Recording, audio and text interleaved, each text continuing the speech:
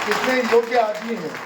और राजस्थान का मुखिया अगर आपको एड्रेस कर रहा है, जो पॉपुलेशन को 30 अप्रैल तक एक एक घर की, एक एक जाति की, एक एक चीज इनके हाथ में होगी, वो व्यक्ति जो है आपको एड्रेस कर रहा है, तो इससे बड़ा भाग्य अपना क्या हो सकता है।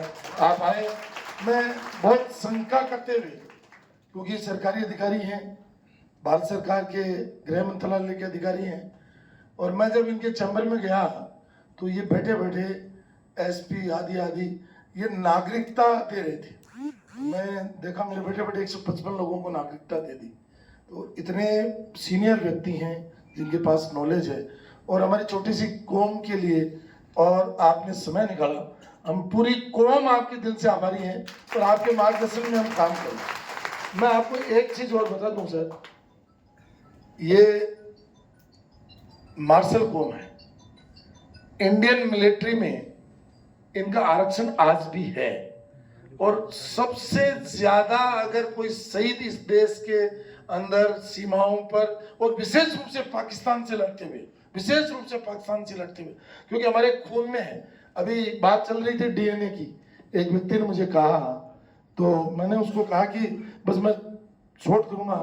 मैंने इनको कहा कि एक दिन पृथ्वीराज चौहान पर भाषण हो रहा था, और राजपाल सिंह जी और अन्य 2 मिनिस्टर थे, और सारे राजपूत ऑडियंस थी, तो उसमें मैं भी चला गया। अब वो सारे राजपूत, पृथ्वीराज चौहान ने ये किया, उसके साथ ऐसे किया, वैसे किया।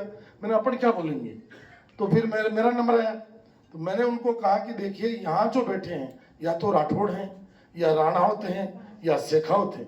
आप में कोई चौहान है तो हाथ खड़ा करो, तो किसी ने हाथ खड़ा नहीं किया। तो मैंने कहा मैं चौहानों का वंशज हूँ, मैं चौहानों का वंशज हूँ। इंसान का खून बदल सकता है, इंसान की जाति भी बदल सकती है, इंसान का धर्म भी बदल सकता है, लेकिन एक चीज है जो नहीं बदल सकती, वो है डीएनए। हमारे पृथ्वीराज चौहान का डीएनए था, है, और आने वाली कौमों की, मतलब हमारी कौम का रहेगा। इसलिए मैं उनका असली वारिस हूं।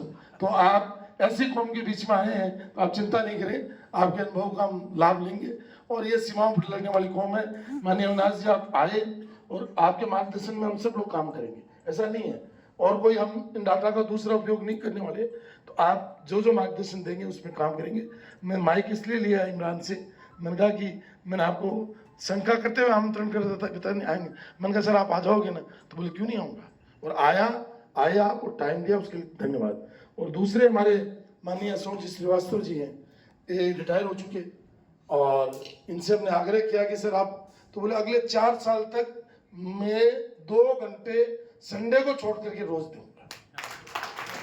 बहुत बड़ी बात। और हमारे खड़े मतलब ये है कि गांव में कहावत है कि भाई गांव को तो छोड़ो और 12 को बीन, तो 12 को आवे, मतलब जो है बिन द्वापका सा बिन राजा है बिन गांव को कोई बन जावे, चाहे वो किसी भी हो सकल सूरत को, तो उन्होंने कहा कौन है, अरे फलाना वो छोर है।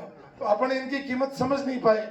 ये रमजान खान जी जब थे, जब सर इन्होंने बहुत कोशिश करी, बालू खान जी थे जब जनगणना की बहुत कोशिश करी, लेकिन अब मुझे लगता है कि इनकी कोशिशों का नतीजा है कि ये समय हमारे लिए आया है। वसीम साहब आप भी आए, मैं विशेष रूप से बिराजू, ये तो हमारे घर के हैं, आप तो हमारे बीच में रहेंगे, आप भी रहेंगे।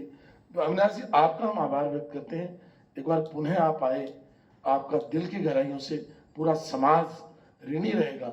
और जो चीजें आपने बताई हैं, मैं देख रहा था पीछे बैठे सारे किसी की गर्दन भी नहीं हिल रही थी, सबका ध्यान आपके ऊपर था, इतना केंद्रित मैंने पहली बार देखा है। तो इसका मतलब यह है कि आपने जो मुद्दे उठाए हैं, और हम आपसे फॉर्म का अंतिम रूप करके करेंगे। और लाकर साहब आपको मैं बता दूं कि मैंने राजस्थान की 200 विधानसभाओं का सर्वे किया हुआ है, मेरा डाटा आज तक लीक नहीं हुआ। तो आप चिंता नहीं करें, कायम खाने को डाटा जब 200 विधानसभाओं का नहीं होने दिया, तो मेरी कौम का डाटा लीक कैसे होने देंगे, ये आप चिंता मत करें। बहुत बहुत धन्यवाद।